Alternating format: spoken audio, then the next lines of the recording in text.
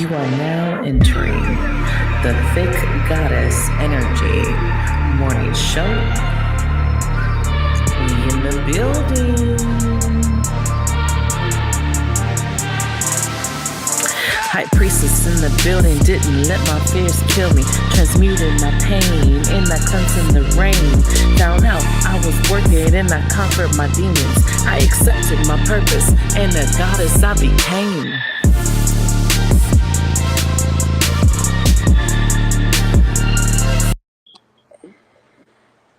We're live. Good morning. Good morning, you guys. This is the Thick Goddess Energy Morning Show. As the notifications are going out, I am your host, Divine Moon Goddess, my co-host, Oracle Empress, and we have special guest today, Lila, on the panel, who is also an approved reader in the Soul Tribe.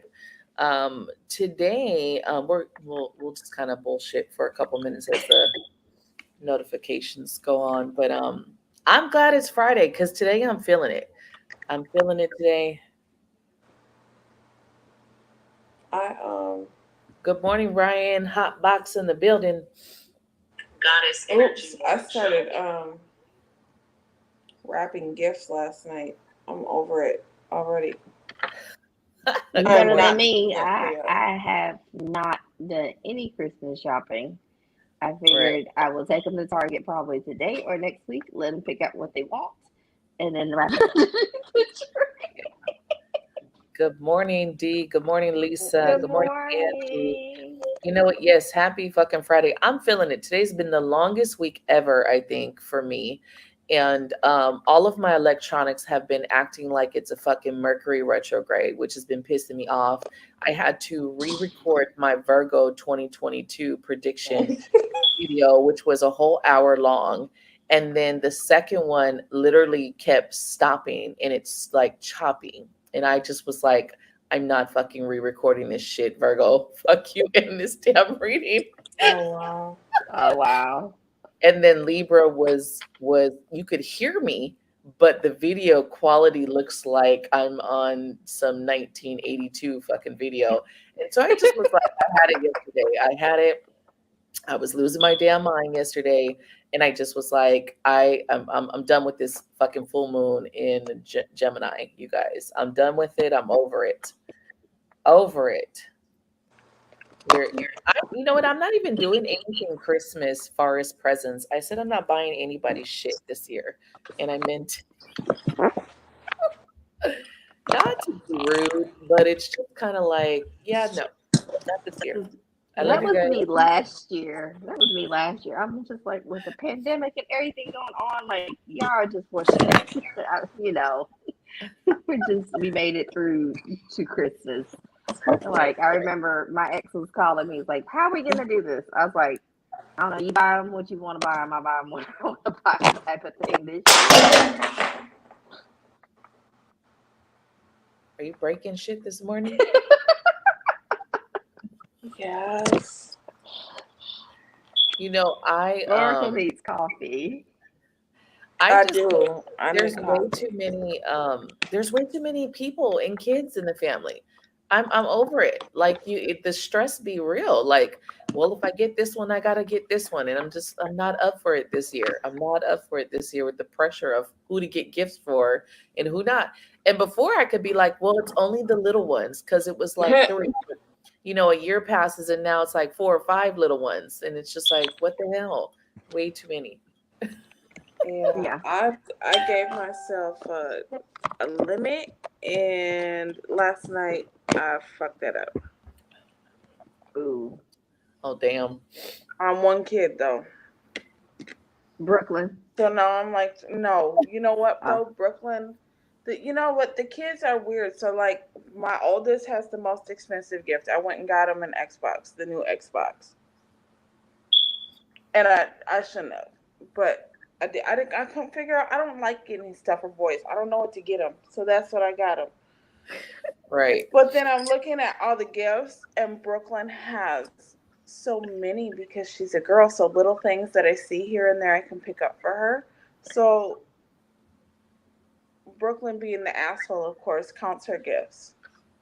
Oh Not wow. understanding though that other than Rome, because Rome is really into drawing, and so he wanted these really expensive color pencils and markers and stuff. So like one pack of color pencil was $89 that he Oh wanted. wow. And so Brooklyn being the asshole, she counts up all her gifts. So she's got the most gifts, but Rome's are the more expensive ones. So she's rubbing it in his face all morning about how many gifts she has and how many Wow. he has. Right, right. And And don't so now understand I'm thinking to the price myself, like, difference now in I those. have to Yeah. even this out somehow, even because she pissed him off. Like this morning, he was pissed. Like real shit, D. For that price, I'm like, do them motherfuckers give you hints and shit while you're drawing? Exactly. Exactly. You know You what? $90.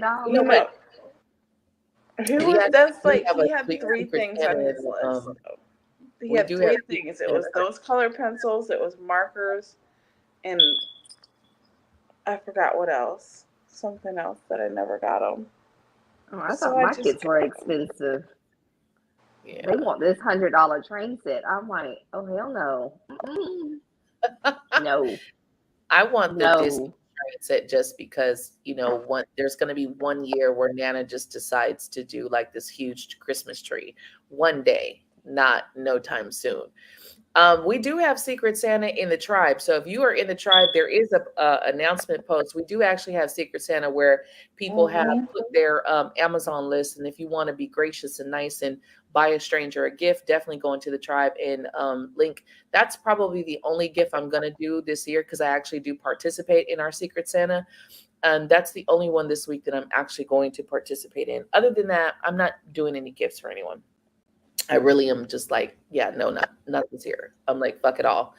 Not like in a bad way, just because I'm just not. I don't feel like it. I just really don't feel like it. It's okay. I'm the same way because we play Secret Santa at work, and they're like, "Leila, you gonna participate this year?" I'm like, "Let me think about this. Not Right, this year. right. I Not used to this love it year." at work, but it gets a lot of pressure. I love It Yeah. Secret. gets a lot of pressure when you have to like buy gifts and you're like, what do I get this one?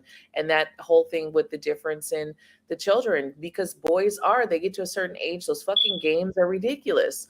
Where Hmm. girls are just easier. You could buy a bunch of shit and it's like $1, $5. Like that shit is just Yeah. it's not Exactly. Because my 4-year old, like, she likes makeup and coloring and stuff like that. It's so easy. My boys want these $100, $200 train sets, entertainment systems, and I'm just like, right. no. How about a $50 Boys gift are card? horrible. Right. Good morning, Katie. Good morning, Good Debbie. I don't know who that is morning. in the tribe that said good morning, but good morning. Hey, Kat. I am not. I'm only buying. I have Malachi left, and Malachi is getting all household stuff. That's it. Right. That's all. He's getting a garbage can, a bathroom set, dish soap, That sounds because like he's my got type his. of present. Let me. He's Like like, real shit. mm-mm. I might get him a pack of toilet tissue. Like, no, he as got we his get own as place. as So, as we get older, our gift list like changes. We want stuff for the house, just get a gift mm-hmm, card from either Amazon, like Bed Bath and Beyond.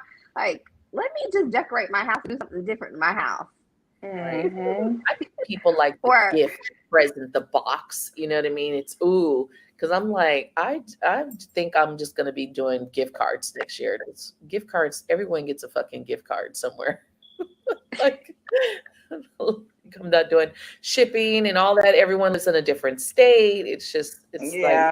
yeah. See, my too best much. friend, on the other hand, she is like the bougie of gift giving. Like, she has to outdo Uh, everybody. Like, she's the one that like going to Michael Kors, buying people Michael Kors purses, all this stuff, and I'm just like, do you really have to like spend and do all this extra stuff? And she's just like, Right. it's Christmas. I'm just like, I get it, but I mean, Right. is my that grandma was like necessary? that.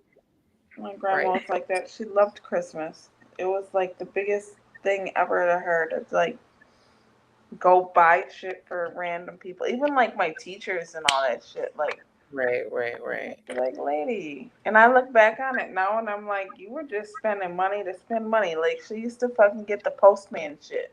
Like, who the Oh, fuck that was gets the postman? sweet. But that's sweet I though. do. I do like that. I've always been like that person too. To just I like getting people stuff and seeing that you know what I mean. Because even at Mm-hmm. work, and I know that they're feeling it the 2 years that I've been gone. Because even at work, I had started a couple years ago. I had started stockings for the job where it would be like shit, 15 of us. But I started these stockings, and every year I would put up every one stocking, and I would fill it up with goodies and candy canes and cards and stuff. And it started this tradition. I don't even know if they still do it, but it started a tradition where everyone would be, putting shit in there, every Mm-hmm. year. I just have always been that I love Christmas and I still do.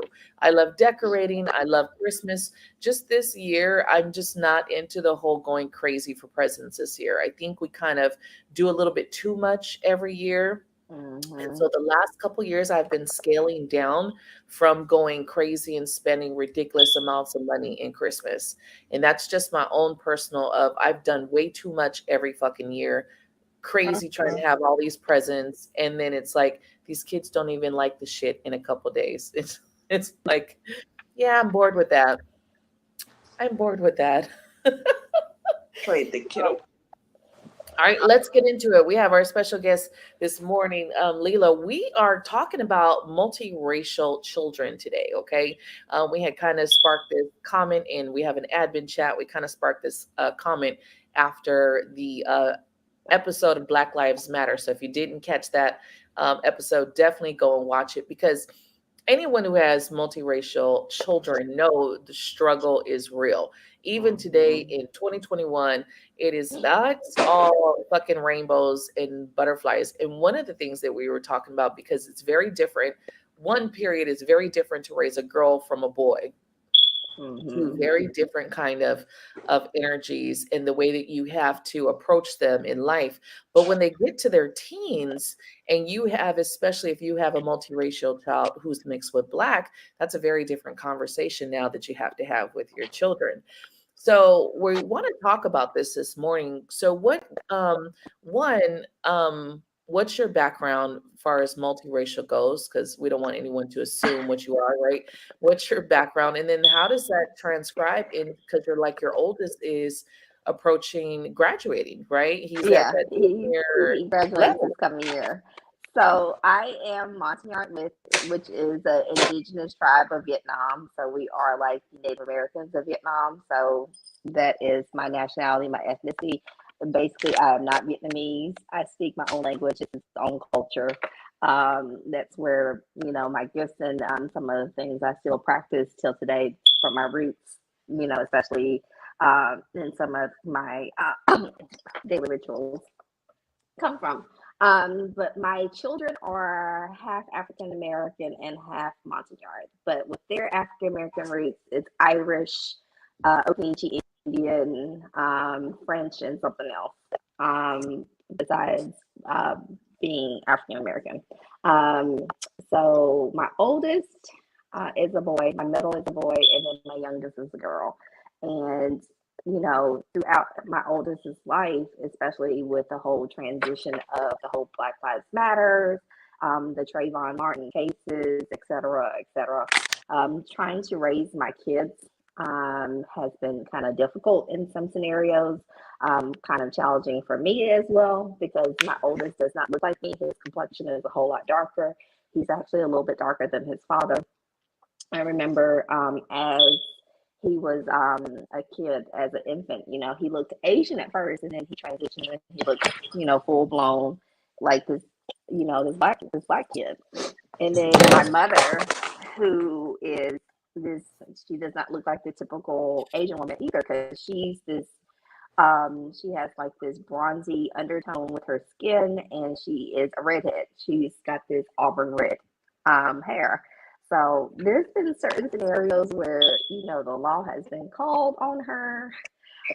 People have looked at me differently. People have even looked at my brother differently when because our kids are 6 months apart. When we had our kids together, they look at us differently. Like, whose kid do you have? Like, I have actually been places and people have asked me whose child I have. Like, I remember through nursing school, I was in the social um, social security office or whatever it was, and I was getting assistance for daycare. And this woman is just staring me down, staring at me. I'm like, okay. And then she goes, "Excuse me, is that your child?" And I'm like, "Yes." And she goes, "No, no, no, really, really, is that your kid?" And I'm like, "Yeah." And she's like, "So you telling me you birthed him?" And I'm like, "Why not? Wouldn't it be?" And she goes, "That's not your kid." And I'm just like, who are you? I mean, even like there were certain instances in Walmart, like people will just stare at it. It's like, did you kidnap somebody? And I remember it happened to be one of his cousins, distant cousins. Like, no, that's her kid. And I remember one time, what was it? Daycare. His my oldest's primary daycare teacher was gone for the day.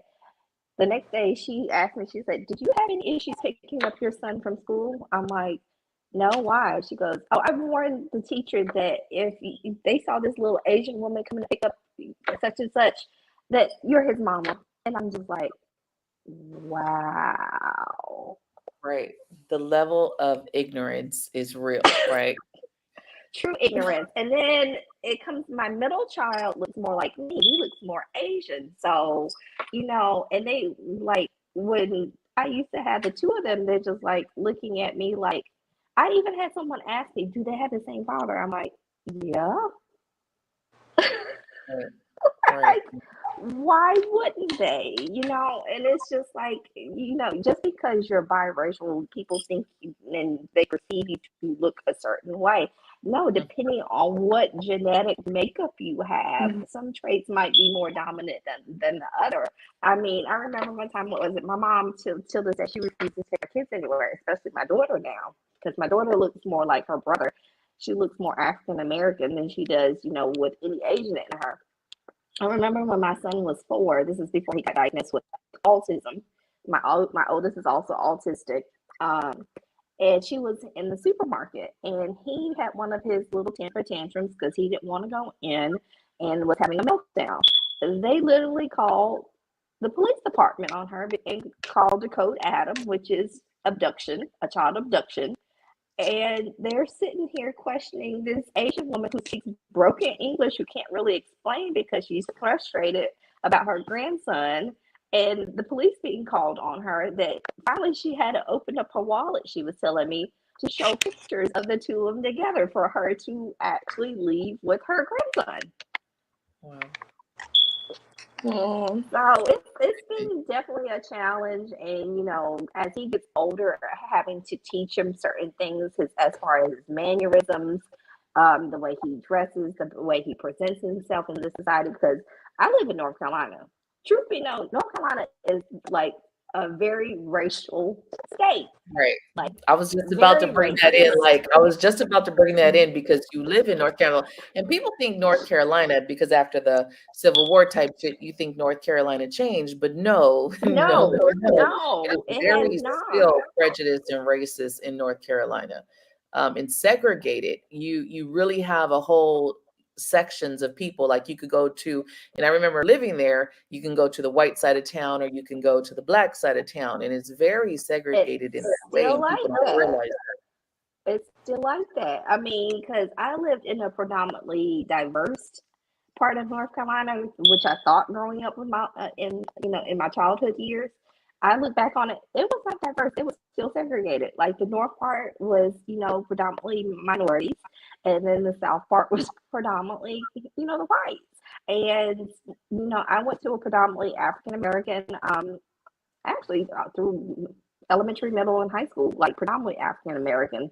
Uh, there was not many integration of races at all.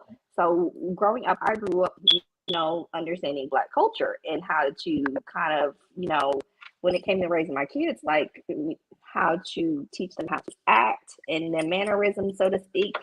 But then when we moved to where I am now, like that's when I experienced all the colorism, the racism, like just like and all the prejudices. Because I remember when I first got with my ex, I remember this one. My sister was telling me one of her friends who was white. Her brother went to school with graduated me and actually asked her like, "Your sister still with the N word? Mm, Really, really?" right. Right. So when did you realize that because as a mother with your children, you don't see color, right? Most Yeah. mothers don't see color. That's your child, right? So when did you realize that, especially like your oldest, when did you realize that I'm going to have to do something different with him? I'm going to have to teach him different. I'm going to have to focus on what he wears, how he carries himself. So like when did that really hit you as a mom that I there's something I need to do for him because that fear pops in? Like when did that happen? It was probably early on in age for him because, like I said, I grew up around, a lot of African Americans, blacks. So I knew, but for him, like, it was probably when he was probably around the age of 4, 4 or 5, like just teaching him about mannerisms. And it was not just based on what, I've seen in my experiences too, but also based upon what my ex-in-laws were like, you need to teach him at an early age, the way he needs to act, the way he needs to carry himself. So it started early, really early. Like my kids don't really see themselves as color or whatnot. Like if you ask them what race they are, they're like, they'll tell you they're Asian and something, and black, or they don't really like per se classify them as a race or a color. Because if you ask my daughter, she'll be like, oh, you're yellow, he's black. Mm-hmm. I really don't teach that, but I do teach them how to carry themselves and just know that because of it's sad to say the color of their skin, the shade, the pigmentation that they have, the melanin, the extra melanin that they have to carry themselves different, especially between my oldest and my middle. My oldest, because he can't go around wearing a hoodie, through even in broad daylight, right? Wearing a hoodie in a predominantly white neighborhood. I mean, like we live in predominantly white neighborhoods now. Um, you can't do that because people are, they're going to put a label on you and think that, you're no good, etc.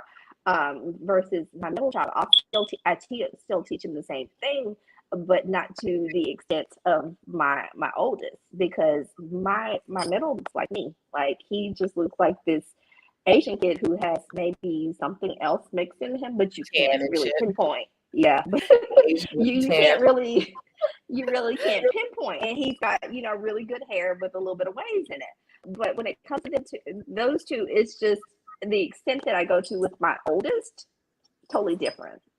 Like Right. you can't go around here with your boxers sticking out, a hoodie, sitting here cursing and making up a fuss. And, especially with his autism too, I try to get him to be kind of mindful of his actions, because sometimes when he's in the zone per se, or when he's in his thoughts, he's not very mindful of, what Right. he's doing and his thoughts.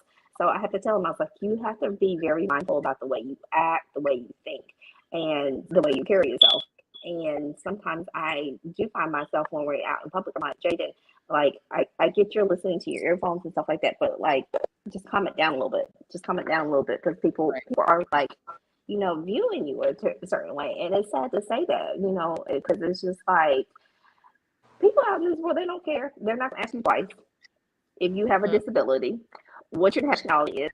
And if they feel threatened here in North Carolina, they're going to shoot. Mm-hmm. right. Right.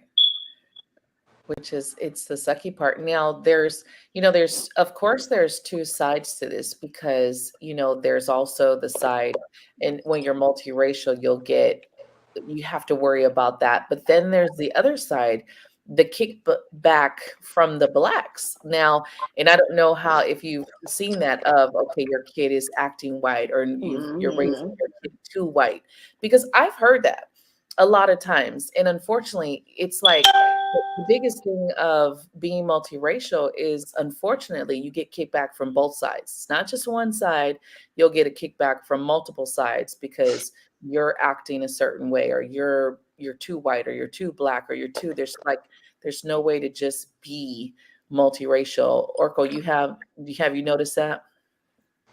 Um, not with mine because we don't really have any white people on our side. We don't have too many of them. Uh, what I what I get is I get a very hard time with Brooklyn and Amani more than anything. Because if you look at Brooklyn, Brooklyn looks Hispanic. She does. Brooklyn don't like. I mean, if you tell somebody she black, it's like, oh, okay, I can kind of see it. But if you Right, see Brooklyn, she look like somebody's little Hispanic child. right. Uh, Amani, on the other hand, has that really curly hair, and she's got more features, and she's dark. Well, Brooklyn's darker too, but not that dark. So with mine, um, when Brooklyn says she's black, people are like, "No, you're not," Yeah, and no, you're she's not. like, "My daddy's black," and they're like, "No, you're not," and she's like, "Yes, I am," and they're like, "No, you're not." So for her, it's been difficult. For Amani, she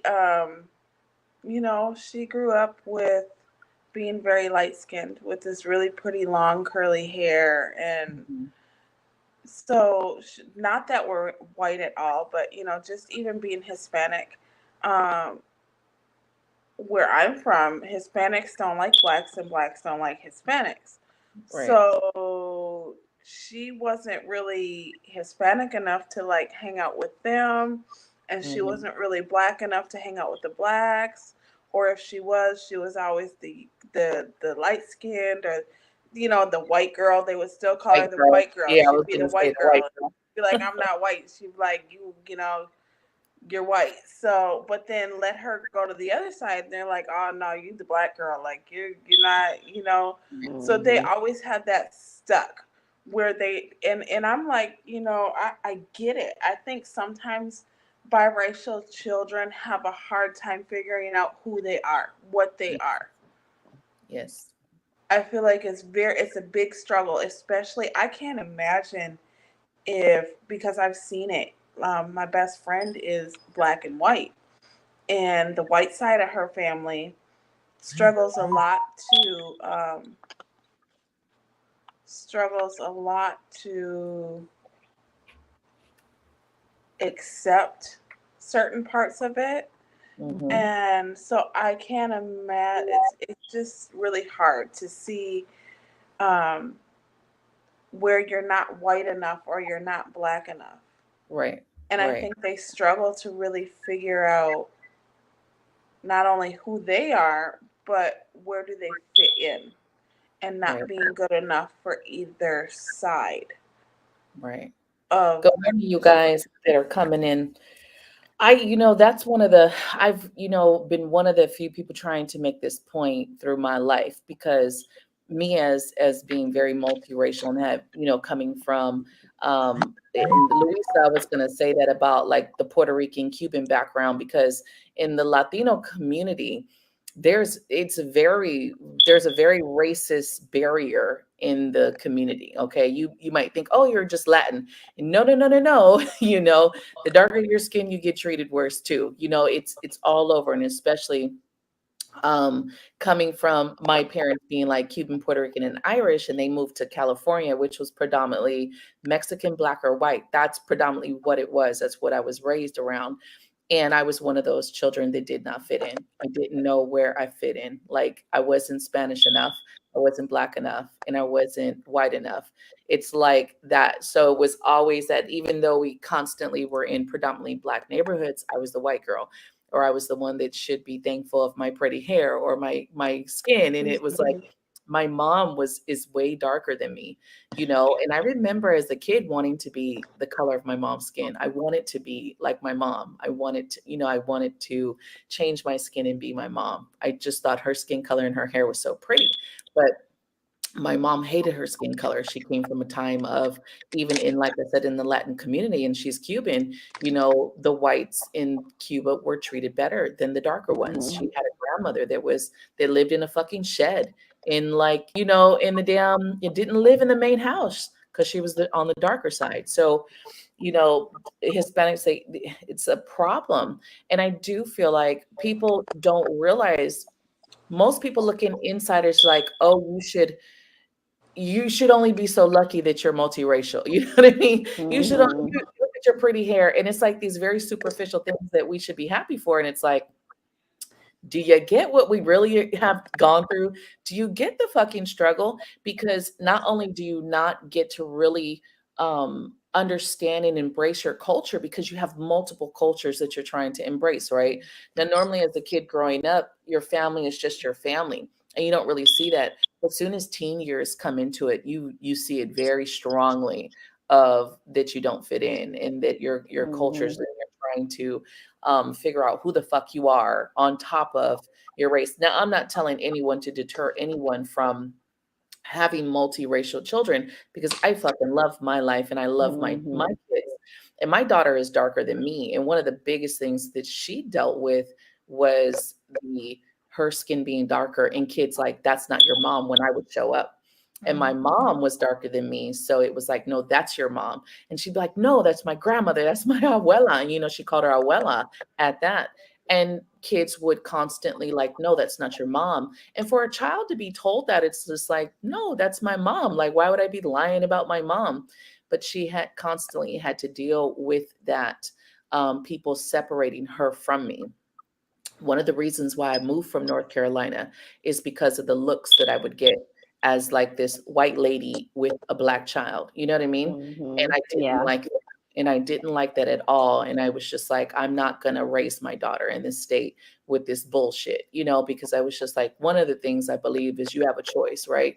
Like, you got to kind of understand, if you feel that it's that bad where you're at, or you're really, there, make some Mhm. changes for your child. Find a more diverse area for your child, because I feel like if I was raised in New York, it would have been different having the Cuban and Puerto Rican background, because our family is really all types of colors. But what I noticed growing up on the West Coast, it wasn't, you really didn't see a lot of Puerto Rican families. You didn't see Cuban families. You just didn't have that kind of, Mexican and Puerto Rican and Cuban, they're very two different styles and backgrounds. It's not the same at all. So, and I know there's a big difference between the boys and the girls, because raising girls and having to deal with those issues definitely changed. I talk about my grandsons, definitely changed with my grandsons' energy of looking at them, and that fear hitting me like, they're dark. They're like their mother, they're darker skin color. And we would get that constantly. Oh, they act like little white kids. Now, you guys who have seen my grandsons, you guys know they're just kids. They're not black kids, they're not white kids, they're just fucking kids. But we've gotten that a lot, like, oh, we're raising them white. And it's like, no, we're just raising them to be fucking kids. There is no white or black over here. Mhm. We're just raising them to fucking enjoy being a child. And so that would be one of my biggest pet peeves of people, of why do we have to go to, you're raising them this or that? So if you're a little educated in your speech, now you're acting white. Why? And it's not Mhm. just white people saying this. And so we can blame white Mhm. people all day long and say, oh, white people are racist and white people this and that. But the truth of the matter is, other races are just as prejudiced as the very people that we talk about or talk shit about, right? And that is my awareness, is that when you're sitting here and you're labeling other races about this, that, and the third, stop and take a look at what you say to other people. Because I was the little white girl of the block. I was the little white girl, until they saw my mom. And then it's like, oh yeah, you're black. And it's like, oh, well, thanks for the confirmation. Great. I mean, even colorism within, the Asian population itself is real. Because, like I said, my mother is auburn red hair, bronze complexion, and all through her life, she had to hear hell from it. It was like, is that your real hair color? Did you really? Is that Did you dye it? Like, what you do to your skin differently compared to? And it's just like Right. all her siblings look like that except for two. I remember my oldest aunt. She was telling me my oldest uncle, and then one of her baby sisters looked normal, with the dark black hair, Mm-hmm. olive underneath skin tone, but the rest of them have like how some Native Americans look with this like bronzy undertone and like this auburn red hair, and it's just like people used to question it all the time, and it wasn't until what was it? I saw baby pictures of myself. I was a redhead, and people were like, you were a redhead. I'm like, yeah, I was a redhead. And I remember when my cousin was like, yeah, you came out screaming with this fiery red hair. I was like, no way. So, Right. when they Right. showed me baby pictures, and it's just like, yeah. And I grew out of my red hair, so to speak, but she was just like, it's difficult when you have, you're perceived to look a certain way, and Right. no one thinks that you, because like the French were heavy in Vietnam before, during the colonization era. I mean, and before I did my ancestry.com, I swear to God that she had some type of French in her, because no one else had looked like her, like hair color, all this stuff. And when I did ancestry.com, and it said you are 100% this, and I'm just like, well, shit, it's just a genetic defect. And that's what people have to understand, because, genetics does a lot of weird stuff. Like your body, and depending, upon what type of exposure you have to what climate and whatnot, your genes can change, they can alter.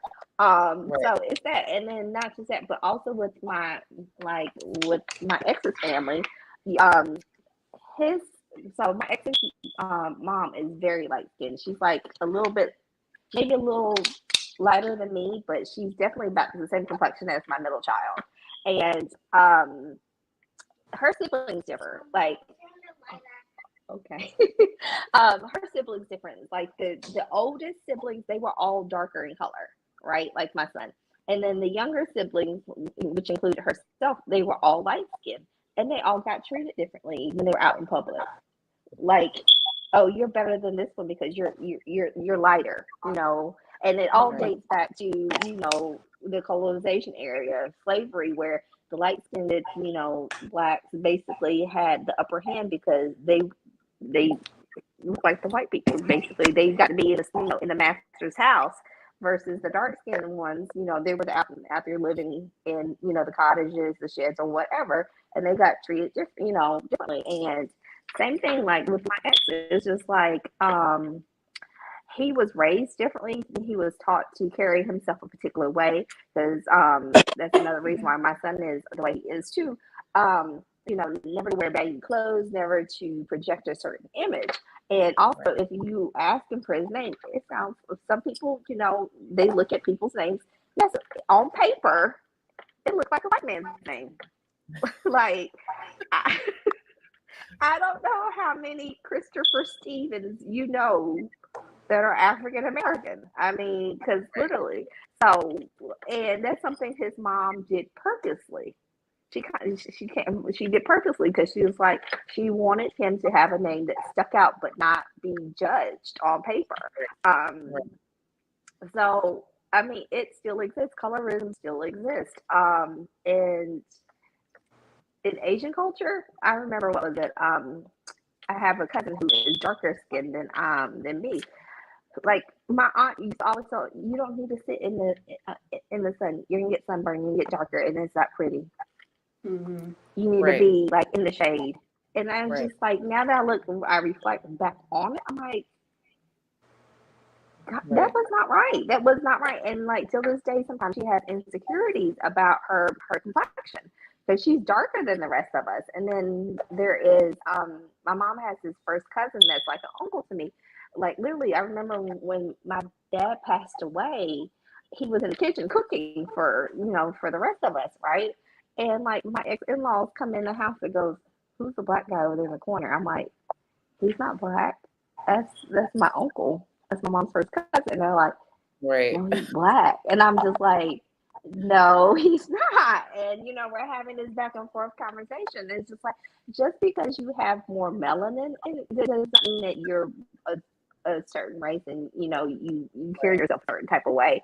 So I mean, it's true, and I even see it a lot in Indian culture. Like, what was it? One of my coworkers was like, in Indian culture, in from India, you like, the fairer you are, the more prettier you are. The darker, it's basically you're just the black sheep. I mean, Right. I think it's horrible. I think it is it is. horrible. And I think that a lot of people don't realize the struggle of the multiracial children.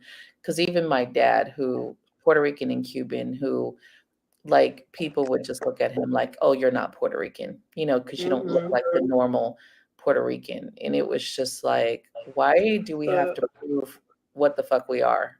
I'm wondering. So I remember in the conversation that we had, um, and I know Lila had pointed out that I think it was Lila that pointed out um, her mom not wanting her to marry a black man.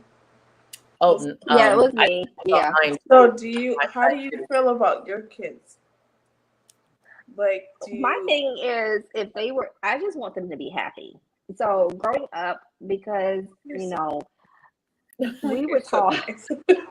we were taught like, so because of the war, there weren't many interactions with races outside of, because my ethnic minority is in the middle of nowhere. Like, it's in the secluded part of Hmm. Vietnam, in the jungles. Like, you're not Right. exposed to different races, colors. Basically, the only people we saw because of French colonization were the whites. And based on what the whites told us, it gave us this pre notion about black people. And when the war came, that's when it's just like, oh, stay away from them. Certain prejudices were starting to kind of infiltrate our beliefs and whatnot. So when we got to the States, it was just like all black people were bad.